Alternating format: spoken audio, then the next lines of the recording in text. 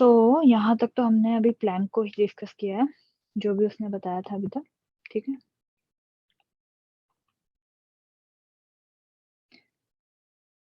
now the another phenomena which support the particle nature of EM waves.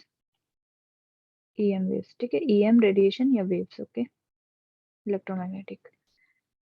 So Hertz performed another experiment, an experiment in which electron, या फिर जब electron जब move करते तो electrical current generate होता है. Okay, any charge particle when, ये तुमने फिजिक्स में पढ़ा होगा, जब एनी चार्ज पार्टिकल मूव्स तो एक इलेक्ट्रिकल करंट जनरेट होता है. तो वही जब इलेक्ट्रॉन जो है इजेक्ट हुए व्हेन अ सर्टेन मेटल के साथ एक लाइट का इंटरेक्शन हुआ. ये एक इंटरेस्टिंग एक्सपेरिमेंट हर्ट्स ने परफॉर्म किया था.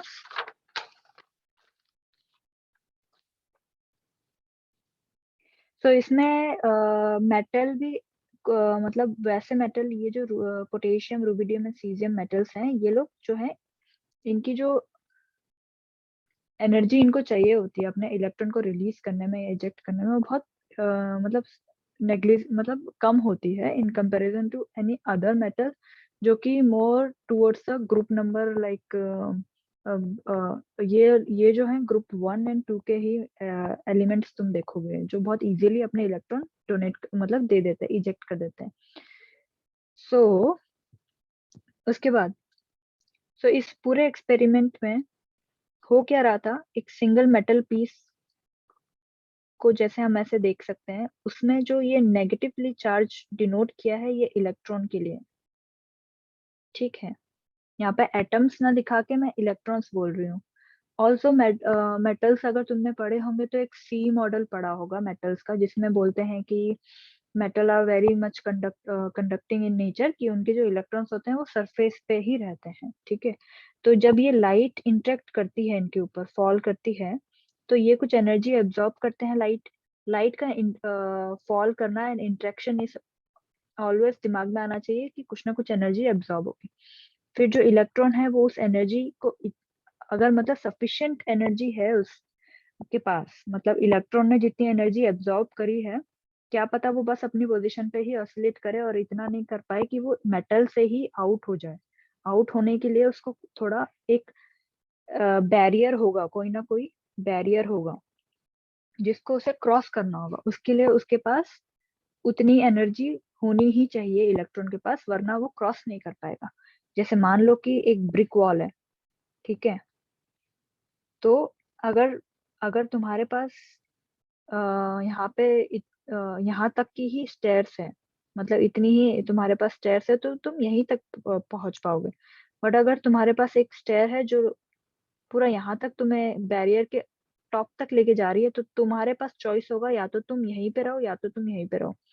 ठीक है, सो देर इज मतलब एनर्जी बैरियर का मतलब ऐसे समझ सकते हो कि अगर उसके पास इतनी सफिशिएंट एनर्जी मिलेगी इलेक्ट्रॉन को, तो वो मेटल को क्रॉस करके बाहर निकल सकता है. अदरवाइज अगर उसको एनर्जी तो मिल रही है, पर वो उतनी नहीं मिल रही है जितनी उसको बैरियर क्रॉस करने के लिए चाहिए, तो वो यहीं अटका रहेगा.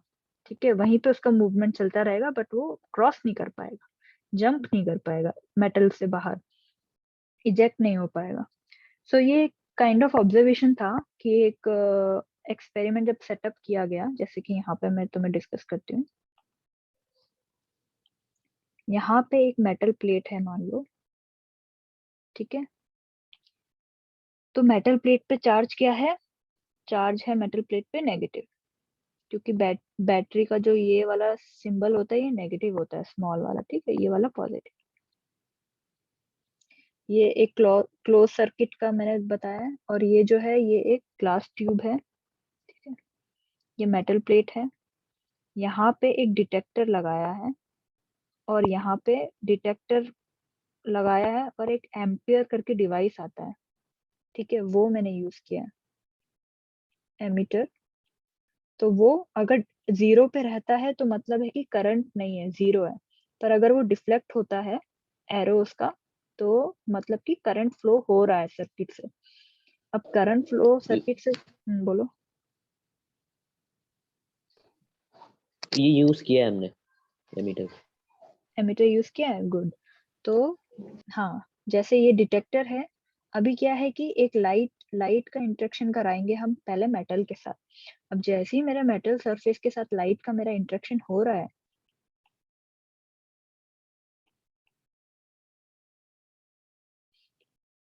मेरा लाइट है, इसका इंटरेक्शन हो रहा है, तो एक चीज यहाँ से निकलेगी, मतलब इजेक्शन होगा किसका, इलेक्ट्रॉन्स का। इसको पार्टिकल की तरह मैं यहाँ पे दिखाने के लिए ऐसे डिनोट कर रही हूँ, सर्कल। और यहाँ पे ये है मेरा डिटेक्टर, ठीक है। इसका प्लस चार्ज है, यहाँ नेगेटिव चार्ज। सो ये अगर यहाँ पे अगर ये फ्लो ऑफ इलेक्ट्रॉन मिसिंग होगा तो सर्किट में क्या होगा, करंट जीरो होगा, क्योंकि सर्किट क्लोज ही नहीं हुआ है, तो डिफ्लेक्शन क्या होगा, जीरो होगा। अदरवाइज अगर वहां से इलेक्ट्रॉन यहाँ तक पहुंच रहे हैं मेरे डिटेक्टर तक, तो इसका डिफ्लेक्शन शो होगा, एंड दैट मीन्स कि देयर इज, मतलब अब इलेक्ट्रॉन का जो है मेटल सरफेस से वो बाहर आके फ्लो हो रहे हैं, ठीक है। तो ये डिटेक्टर का ये पूरा एक्सपेरिमेंटल सेटअप था, ठीक है। तो ये एक्सपेरिमेंटल सेटअप था, और इस पूरे फिनोमिना को, ये जो कुछ भी प्रोसेस यहाँ पे हो रहा है इन बिटवीन, क्योंकि इंटरेक्शन किसके किसके बीच में, लाइट एंड मेटल के बीच में, तो यहाँ पे जो ये पूरा फिनोमिना सेटअप हुआ है उसको क्या नाम दिया गया, फोटो इलेक्ट्रिक। फोटो मतलब लाइट, इलेक्ट्रिक मतलब एक इलेक्ट्रिक करंट मतलब सेटअप हुआ है, या फिर इलेक्ट्रॉन को बोल सकते हैं, क्योंकि इलेक्ट्रिकल करंट जनरेट किसके थ्रू हो रहा है, यहाँ पे इलेक्ट्रॉन के फ्लो के थ्रू, ठीक है। उसी इफेक्ट को फोटो इलेक्ट्रिक इफेक्ट बोल दिया। So there were several observation जो हमें यहाँ पे फोकस करना है, मतलब एक्सपेरिमेंट तो डन हो गया, बट एक्सपेरिमेंट में कुछ चेंजेस करके उन्होंने क्या देखा, कुछ ऑब्जर्व किया कि जो इलेक्ट्रॉन है, ठीक है, जो इजेक्ट हो रहे थे, so electrons are rejected from the metal surface as soon as the beam of the light strikes the surface। मतलब कि कोई टाइम लैग नहीं था, मतलब ऐसा नहीं है कि उसको हीट अप होने में टाइम लगा, या फिर मेटल से करंट फ्लो, मतलब मेटल से इलेक्ट्रॉन निकले एंड करंट डिटेक्ट हुआ। वो जैसे ही लाइट उसके ऊपर शाइन करी गई, वैसे ही मेरा मेटल मतलब इजेक्ट करता है इलेक्ट्रॉन, मतलब साइमल्टेनियसली, कोई लैग नहीं था। पहला ये ऑब्जर्वेशन, एक्सप्लेनेशन अभी आएगा। सेकंड क्या था, नंबर ऑफ इलेक्ट्रॉन जितने भी इजेक्ट हो रहे हैं, मतलब यहाँ पे नंबर की बात करूंगी अगर मैं, कितने नंबर ऑफ इलेक्ट्रॉन इजेक्ट हुए, वो डिपेंड कर रहा था कि अगर मैं अपनी लाइट की इंटेंसिटी बढ़ा रही थी, ठीक है, उस पे, मतलब ब्राइटनेस या इंटेंसिटी मेरी लाइट की कितनी थी, तो उस पे डिपेंड कर रहा था। और इसको ऐसे एज्यूम, वैसे ध्यान दो, जैसे तुम्हारा लाइट तो तुम्हारी सेम फ्रिक्वेंसी की तुम यूज कर रहे हो, ठीक है, उसमें कुछ चेंज नहीं हुआ है, बस तुमने शायद एम्पलीट्यूड, उस शायद नहीं, मतलब एम्पलीट्यूड ही बढ़ाया है, बाकी फ्रिक्वेंसी और वेवलेंथ वगैरह ये सब कुछ इसका सेम है, ठीक है। तो जैसे ही मैं उसका एम्पलीट्यूड या इंटेंसिटी उस लाइट की बढ़ा रही हूँ, तो मेरा नंबर ऑफ इलेक्ट्रॉन इजेक्टेड उस पर इफेक्ट कर रहा है, ठीक है। और ईच मेटल की अगर बात करें तो देयर आर मेनी मेटल्स, और एक मेटल, हर डिफरेंट मेटल का अपना अपना एक कैरेक्टरिस्टिक फ्रीक्वेंसी है, जिसको वो बोलते हैं म्यू जीरो, जिसको हम बोलते हैं थ्रेश होल्ड फ्रिक्वेंसी। ये फ्रिक्वेंसी जो है, ये एक कैरेक्टरिस्टिक फ्रिक्वेंसी है, एवरी मेटल की अपनी अपनी डिफरेंट डिफरेंट फ्रिक्वेंसी होती है, जिसपे वो मिनिमम एनर्जी होती, मतलब मिनिमम फ्रिक्वेंसी है ये, जिससे जितना, अगर इतनी फ्रिक्वेंसी की लाइट अगर मैं उस मेटल पे शाइन कर रही हूँ, तो ही वो फोटो इलेक्ट्रिक इफेक्ट दिखाएगा, अदरवाइज इससे कम अगर मेरी फ्रिक्वेंसी होगी मेरी लाइट की, तो कोई फोटो इलेक्ट्रिक इफेक्ट नहीं दिखाएगा, मतलब कि मेरे इलेक्ट्रॉन अब उसकी मेटल की सरफेस से बाहर नहीं आएंगे। ये वही बैरियर वाली बात यहाँ पे आ जाती है, ठीक है। तो ये थ्रेशोल्ड फ्रिक्वेंसी वर्ड नया आया, ठीक है, म्यू जीरो, और ये एक कैरेक्टरिस्टिक होती है जिसे, that is the minimum frequency जो रिक्वायर होती है किसी भी मेटल को, मेटल के इलेक्ट्रॉन्स को, कि उसकी सरफेस से वो लीव कर सके, ठीक है। ऑल्सो यहाँ पे जैसे थ्रेशोल्ड फ्रीक्वेंसी है, I can also call it as a threshold wavelength, पर यहाँ वेवलेंथ जब मैं बोलूंगी ना तो उल्टा हो जाएगा, तो वो मिनिमम की जगह मैक्सिमम हो जाएगा, और मतलब उसको अलग, मतलब वो उल्टा हो जाता है, पूरा वाइस वर्सा है, क्योंकि दोनों एक दूसरे के क्या है, इनवर्सली प्रोपोर्शनल है, ठीक है। पर तुम उसके उधर पे अभी मत जाओ, क्योंकि मतलब है तो वो सेम चीज पर कंफ्यूज कर देगी, इसलिए बस फ्रीक्वेंसी की टर्म्स में देखोगे तो बेटर रहेगा। नाउ एट फ्रीक्वेंसी, अब जैसे यहाँ पे तो क्या है कि कोई भी फोटो इलेक्ट्रिक इफेक्ट शो नहीं होगा, पर जैसे ही मेरी फ्रीक्वेंसी जो है मेरी थ्रेशोल्ड फ्रीक्वेंसी से ज्यादा है, तो क्या होगा, मतलब ऑब्वियसली मेरा इलेक्ट्रॉन उसके मेटल सरफेस से बाहर आ गया है, प्लस बाहर आने के बाद ejected electron comes out with certain kind, मतलब काइनेटिक एनर्जी, मतलब कि उसकी कोई काइनेटिक एनर्जी होगी उसके पास, जिससे वो उसकी वेलोसिटी पे इफेक्ट, मतलब काइनेटिक एनर्जी जितनी ज्यादा होगी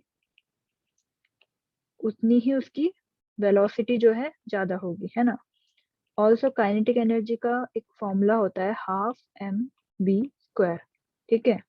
तो यानी कि इलेक्ट्रॉन का तो मास सबका सारे, मतलब अब कोई भी एलिमेंट लूं मैं, पोटेशियम और रुबिडियम और सीजियम, और सबका इलेक्ट्रॉन का जो मास होता है वो इक्वल होता है, क्योंकि इलेक्ट्रॉन क्या है, एक फंडामेंटल पार्टिकल है। एटम का मास डिफरेंट होता है, पर इलेक्ट्रॉन का मास जो है सबका बराबर होता है, तो मतलब मास तो सबका सेम है, तो ये दोनों चीज जो है कांस्टेंट रहेगी। पर उस इलेक्ट्रॉन की वेलोसिटी जो है अफेक्ट हो रही है, वो डिपेंड किस पे कर रही है, जो लाइट में शाइन कर रही हूँ, अगर उसकी फ्रीक्वेंसी मतलब ज्यादा है, थ्रेशोल्ड फ्रीक्वेंसी से कितनी ज्यादा है, वो सारी की सारी कन्वर्ट हो जाती है काइनेटिक एनर्जी पे, ठीक है।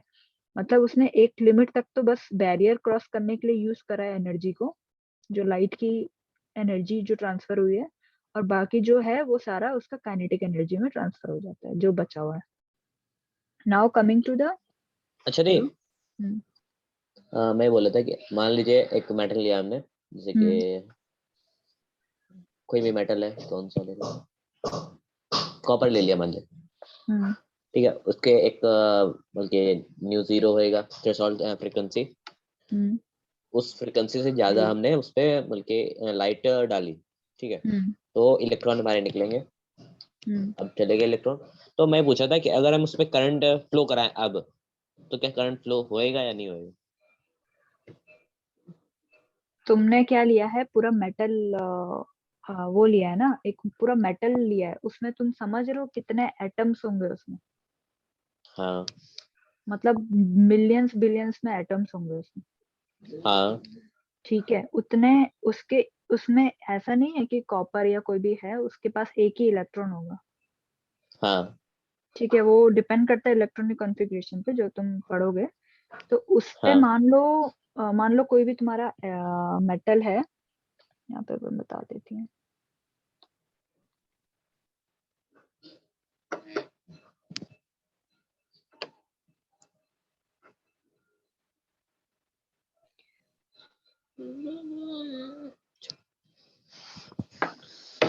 हम्म,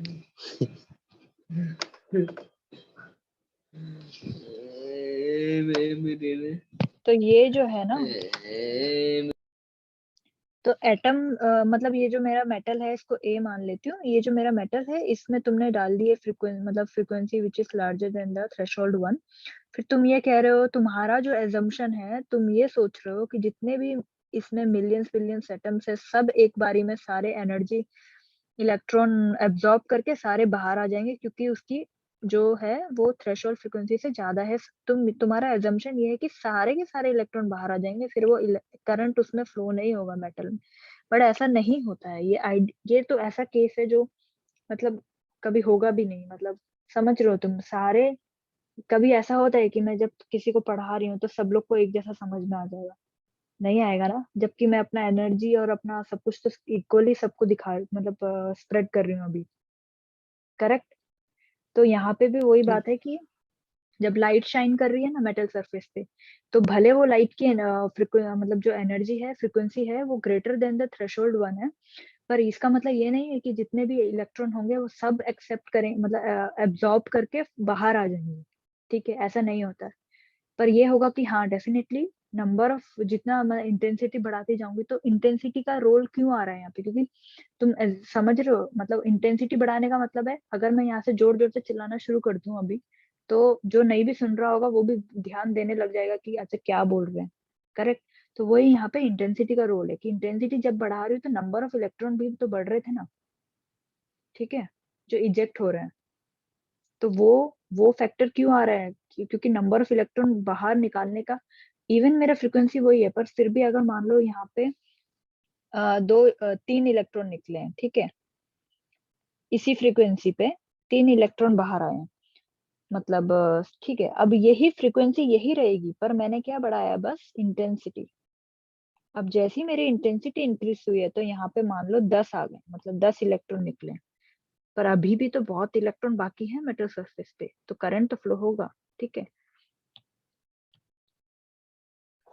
तो हम ऐसा भी तो कर सकते हैं, मतलब कंपैरिजन करें तो कम ही होएगा ना, कंपैरिजन करते रहेंगे। नहीं, ऐसा नहीं है कि करंट कम फ्लो होगा, करंट फ्लो होने का कोई और रेजिस्टेंस बढ़ जाएगा। रेजिस्टेंस ऐसा नहीं होता, ऐसा कैरेक्टरिस्टिक चेंज नहीं हो जाएगा मेटल की, ठीक है, वो वही रहेगी। तुम समझ रहे हो, वो समुंदर, समुंदर से तुम एक ग्लास पानी निकालने के तुम ये सोच रहे लग रहे हो कि का पानी कम हो जाएगा, तो वो बहुत ऐसे नेग्लिजिबल चीज है, तो वो नहीं होगा। पर वो जो एक ग्लास निकला है ना, वो डिटेक्ट कर रहे हो तुम, तो बस ये चीज है यहाँ पे, ठीक है। हम्म। तो मैंने यहाँ तक तुम्हें बता दिया, ठीक है, और फ्रीक्वेंसी मैंने बताया, और इजेक्टेड, हाँ वो काइनेटिक एनर्जी में ट्रांसफर हो जाता है, जो भी एक्स्ट्रा एनर्जी वो एब्जॉर्ब करता है। और एक और अब यहाँ पे मैं बताती हूँ जो काइनेटिक एनर्जी है। So the kinetic energy of ejected electrons, so जो, हाँ वो क्या है, they it only depends upon the frequency of the light and not upon the intensity, ठीक है। क्यों? क्योंकि काइनेटिक एनर्जी की बात कब आएगी, तभी आएगी जब मेरा इलेक्ट्रॉन मेटल सरफेस को लीव करेगा। और वो मेटल सरफेस को कब लीव करेगा, when it crosses it's threshold frequency barrier. तो वो फ्रीक्वेंसी बैरियर को जब वो क्रॉस करता है, ठीक है, इस बैरियर को जब वो क्रॉस करता है तभी यहाँ पे काइनेटिक एनर्जी की बात होती है। तो डेफिनेटली मेरा काइनेटिक एनर्जी इलेक्ट्रॉन का मैं तभी बोल पाऊंगी क्योंकि वो डिपेंड किस पे करता है, फ्रीक्वेंसी ऑफ लाइट पे। अब मैं इंटेंसिटी, मेरा फ्रीक्वेंसी ऑफ लाइट अगर मैं मान लो एक ऐसी है which is less than my threshold one, तो मैं कितना भी इंटेंसिटी बढ़ाती जाऊं, मेरे इलेक्ट्रॉन बाहर मतलब मेटल सरफेस को लीव नहीं करेंगे, इजेक्ट ही नहीं होंगे, तो यहाँ पे काइनेटिक की कोई बात ही नहीं होगी, ठीक है। प्लस, और ऑल्सो इसको ऐसे भी देख सकते हो, मतलब जरूरी नहीं है कि ये कमी हो, मान लो कि वो ज्यादा ही है, ठीक है, तो मेरा जो इलेक्ट्रॉन है वो मेटल सरफेस से लीव तो हो रहे हैं डेफिनेटली, पर काइनेटिक एनर्जी जो है ना, वो अगर मैं यहाँ पे इंटेंसिटी बढ़ा भी रही हूँ किसी लाइट की अपनी, फ्रीक्वेंसी सेम रख के, तो काइनेटिक एनर्जी फिर भी उतनी ही होगी जितनी, मतलब क्योंकि because it depends upon the frequency, तो इंटेंसिटी बढ़ाने से काइनेटिक एनर्जी इंक्रीज नहीं होगी। इसकी अभी मैं इसको थोड़ा और तुम्हें बेटर समझ में आ जाएगा। जैसे कि नंबर ऑफ इलेक्ट्रॉन जो है, मतलब कितने इजेक्ट होंगे, वो इंटेंसिटी पे डिपेंड करते हैं, ठीक है, ठीक है। अब यहाँ पे एक एग्जांपल है, एग्जांपल में क्या है कि मेरे पास एक मेटल है पोटेशियम, मेरे पास एक मेटल है पोटेशियम मेटल, उस मेटल की जो थ्रेशोल्ड फ्रीक्वेंसी है म्यू जीरो, पोटेशियम की, वो है 5 × 10⁻14 हर्ट्ज, ये फ्रीक्वेंसी की यूनिट है, इसको पर सेकेंड भी बोलते हैं, ठीक है। तो और लिखना पड़ेगा यहाँ पे, और लिखना चाहिए, ठीक है। तो पोटेशियम की जो मेरी थ्रेशोल्ड फ्रीक्वेंसी है वो इतनी है, मतलब कि मेरा पोटेशियम मेटल को इतनी फ्रीक्वेंसी की लाइट, ये म्यू जीरो है इसका, इतनी फ्रीक्वेंसी की लाइट से स्ट्राइक कराऊंगी तो ही उसमें फोटो इलेक्ट्रिक इफेक्ट मेरे को दिखेगा, अदरवाइज नहीं दिखेगा, या फिर इससे थोड़ा ज्यादा फ्रीक्वेंसी की लाइट को इंटरेक्ट करवाऊं। सो मेरे पास दो लाइट थी, एक रेड और एक येलो। तो दोनों की जो रेड कलर की लाइट की जो फ्रीक्वेंसी, मतलब रेंज शिफ्ट, मतलब जो भी होती है वो अराउंड 4.3 to 4.6 10⁻14 हर्ट्स होती है, और येलो लाइट की होती है 5.1 to 5.2 10⁻14 हर्ट्स होती है, ठीक है। अब ये बताओ कि कौन सी लाइट जब इंटरेक्ट करेगी तो ही इसमें फोटो इलेक्ट्रिक इफेक्ट शो होगा मुझे। येलो। हम्म आलोक, तुम्हें समझ में आ रहा है? हाँ दीदी आ रहे हैं। आ रहा है ना? हाँ, मतलब नहीं आएगा तो तुम बोलना कि रिपीट करने के लिए, ठीक है? मैं रिपीट कर दूंगी। ठीक है, म्यूट कर लो। हाँ, कई बार मुझे ऐसा भी लगता है कि मैं थोड़ा फास्ट चली जा रही हूँ, तो अगर तुम्हें ऐसा लगे कि फास्ट जा रही हूँ तो थोड़ा रिपीट करना है, दोबारा समझा दो ऐसे, तो बता देना। बाकी अभी यहाँ पे जो तुम्हें मैंने क्लियर किया है कि पोटेशियम किसी भी मेटल का जो कैरेक्टरिस्टिक होती है, कैरेक्टरिस्टिक थ्रेशोल्ड फ्रीक्वेंसी होती है, वो तुम्हें पता होगी, मतलब एक्सपेरिमेंट के थ्रू वैसे, ठीक है? तो जैसे पोटेशियम मेटल का तुम्हें पता थी, और मैंने दो डिफरेंट लाइट तुम्हें चूज करने बोला कि फोटो इलेक्ट्रिक इफेक्ट तुम्हें देखना है, अब तुम्हें एक रेड लाइट या फिर येलो लाइट तुम स्ट्राइक करा के देख सकते हो। So you will check first, क्या चेक करोगे कि थ्रेशोल्ड फ्रीक्वेंसी कितनी है मेरे मेटल की। तो जब मैं वो चेक करूंगी, तो वहां से मेरे को पता चलेगा कि ओके, इसके लिए सुटेबल लाइट कौन सी है, येलो लाइट, क्योंकि उसकी भी फ्रीक्वेंसी रेंज उतनी ही है, तो एटलीस्ट यहाँ पे मेरे को फोटो इलेक्ट्रिक इफेक्ट शो होगा, तो मेरे को येलो लाइट चूज करनी पड़ेगी। पर अगर मैं रेड से स्ट्राइक करवाऊंगी तो कुछ भी नहीं होने वाला है, और मेरा एमीटर में क्या है, वैल्यू 0 रहेगा, करंट फ्लो नहीं होने वाला मेरे एक्सपेरिमेंट में, no photo electric effect will be seen. Okay, अब क्या हुआ कि आइंस्टाइन, ये तो एक्सपेरिमेंट, बोलो। मैं बोल रहा था कि 4.9 इंटू 10 के बाद 14 हर्ट्ज के अगर मैं न्यू जीरो है वैल्यू है, फ्रिक्वेंसी ये, और उसकी लाइट को हम अगर उस पे डालें, ठीक है, मेटल को पोटेशियम मेटल पे, अगर काफी ज्यादा टाइम तक डालें तो क्या कोई मतलब डिफरेंस होएगा? तुम कहना चाह रहे हो फोटो कि वेरी, इफेक्ट दिखेगा? हाँ, वेरी क्लोज टू 5 तुम डाल रहे हो एक लाइट 4.9 की, और बहुत देर तक डाल रहे हो, उससे कोई फर्क नहीं पड़ने वाला, ठीक है? ठीक है। जो बैरियर है वो बैरियर कम नहीं हो रहा है, मतलब तुम समझ रहे हो, उस इलेक्ट्रॉन को एक एट्रैक्टिव फोर्स ने अपने पास रखा हुआ है। मेटल में एटम जो है उसमें न्यूक्लियस है, न्यूक्लियस ने उस इलेक्ट्रॉन को जो एट्रैक्टिव फोर्स से जोड़ के रखा हुआ है, तो मैं उसको मतलब कंपनसेट करने के लिए एनर्जी दे रहे हो तुम लाइट से। अब वो जो फोर्स उसके न्यूक्लियस और इलेक्ट्रॉन के बीच में है, वो ऐसे कम नहीं हो सकता, मतलब 0.1 कम नहीं हो रहा है, तो तुम अगर 4.9 की भी एनर्जी दोगे तो वो मतलब मतलब कंपनसेशन में 0.1 फिर भी रिमेनिंग रह जाएगा, तो वो बाहर तो नहीं आएगा, मतलब बैरियर इज बैरियर, वो डिक्रीज नहीं हो रहा है, ठीक है? तुम्हें उसको क्रॉस करवाना है। ठीक है, अब यहाँ पे आइंस्टाइन जी आए, आइंस्टाइन अच्छा ने मान लीजिए इसी, एक मेटल है, हम्म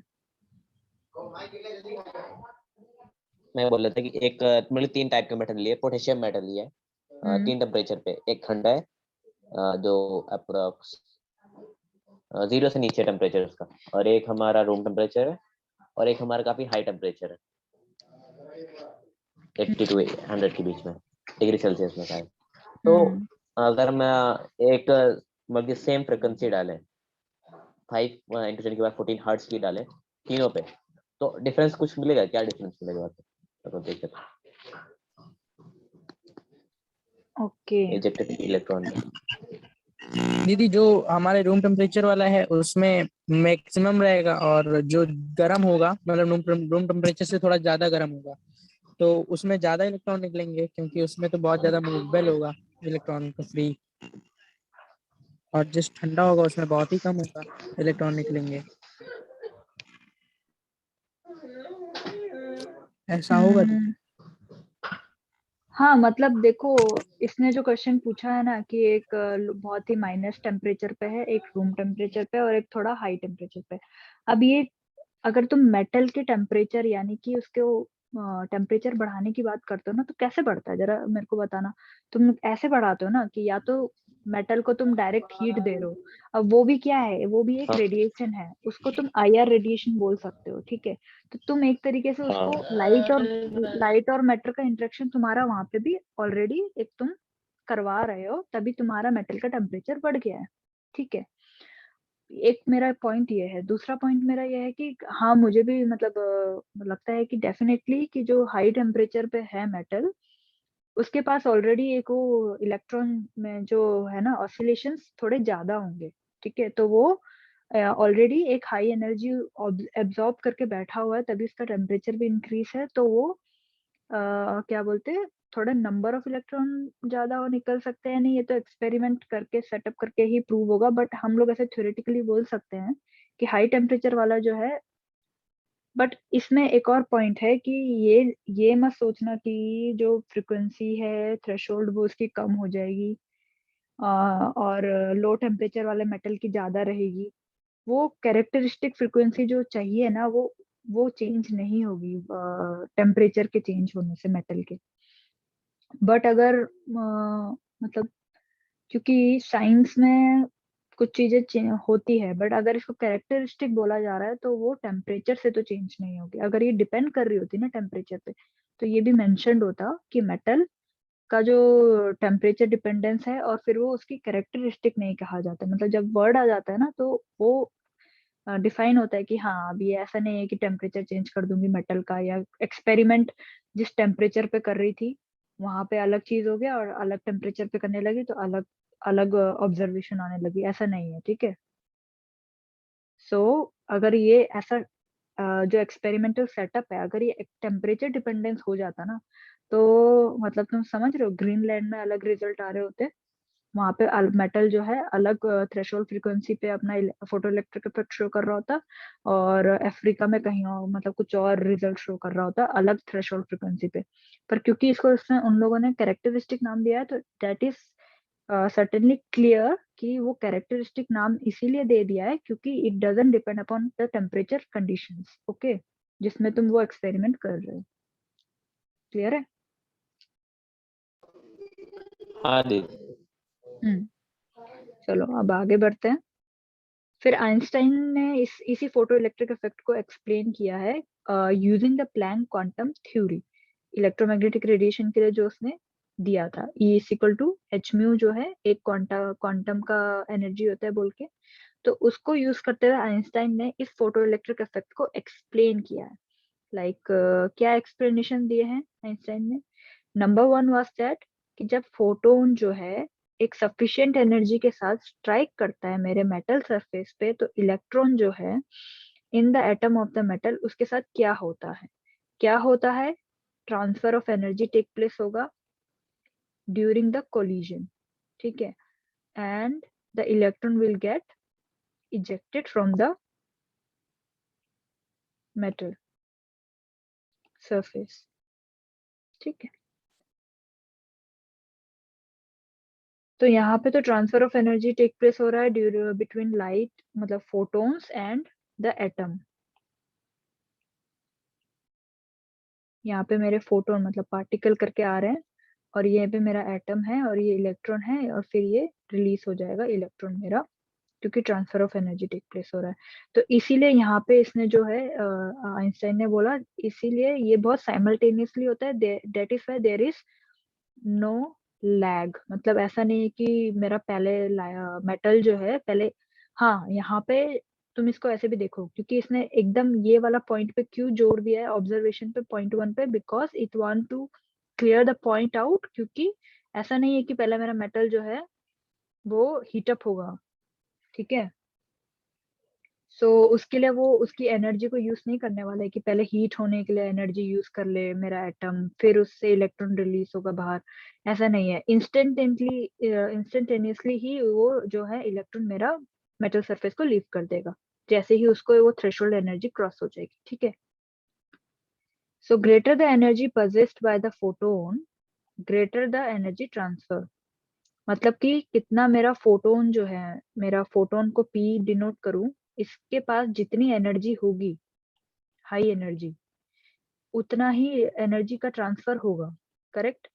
greater will be the kinetic energy ejected of the ejected electron. तो जो मेरा इलेक्ट्रॉन को एनर्जी ट्रांसफर हुई है, उसकी जो काइनेटिक एनर्जी है वो भी उतनी ही ज्यादा होगी। तो अल्टीमेटली जो मैं कहना चाह रही हूँ कि जो मेरी फ्रीक्वेंसी है लाइट की, वो जितनी ज्यादा होगी, डायरेक्टली प्रोपोर्शनली मेरा काइनेटिक एनर्जी भी इंक्रीज करेगा इलेक्ट्रॉन का, ठीक है। So let's say the striking photon have energy h mu. मान लो जो तुमने लाइट को इंटरेक्ट करवा रहे हो उसकी फ्रीक्वेंसी कितनी है, h म्यू, और जो मिनिमम एनर्जी चाहिए required to eject the electron from the metal surface is h mu not. और इसी चीज को एक और चीज यहाँ पे मैं क्लियर करती हूँ कि जो म्यू जीरो था उसको क्या बोला था, threshold frequency, h mu zero. देखो ये h म्यू जीरो है क्या, जब h से मल्टीप्लाई करते हैं प्लैंक्स कांस्टेंट से तो क्या बन जाता है, एनर्जी। एक क्वांटम एनर्जी। हाँ एनर्जी बन गया। तो उसी का एनर्जी को क्या बोल दिया यहाँ पे, वर्क फंक्शन। जब म्यू जीरो से मल्टीप्लाई कर रहे हैं क्या नाम दिया है, वर्क फंक्शन। इसको W जीरो भी बोलते हैं, ठीक है। तो ये चीज मैं यहाँ पे साइड से लिख रही हूँ ताकि तुम्हें थ्रेशोल्ड और वर्क फंक्शन में कंफ्यूजन ना हो। बस उसको h से मल्टीप्लाई किया प्लैंक्स कांस्टेंट से तो एनर्जी बन गया, उसको म्यू जीरो बोला। और ये भी इसकी कैरेक्टरिस्टिक क्यों है, क्योंकि ये मिनिमम एनर्जी चाहिए ना जो इलेक्ट्रॉन को इजेक्ट होने में, वो है वर्क फंक्शन हमारा, ठीक है।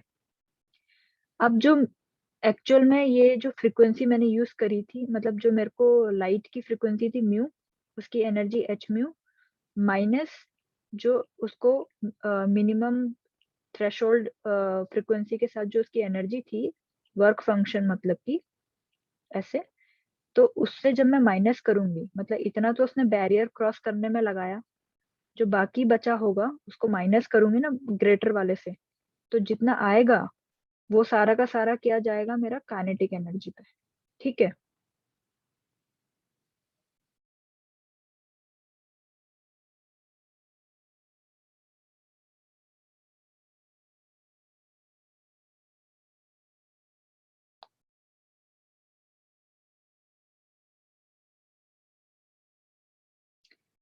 आई थिंक पता नहीं कहाँ चला गया है। चलो मैं यहाँ पे इसको कंक्लूड करती हूँ कि वो kinetic energy is equal to h mu minus h mu zero, ठीक है। सो ये था हमारा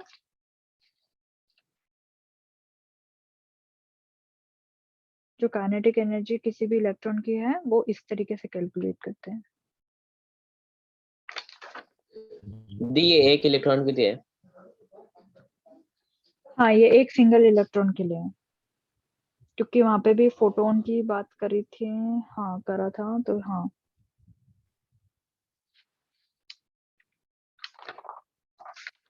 मैं एक बार मीटिंग स्टॉप करती हूँ।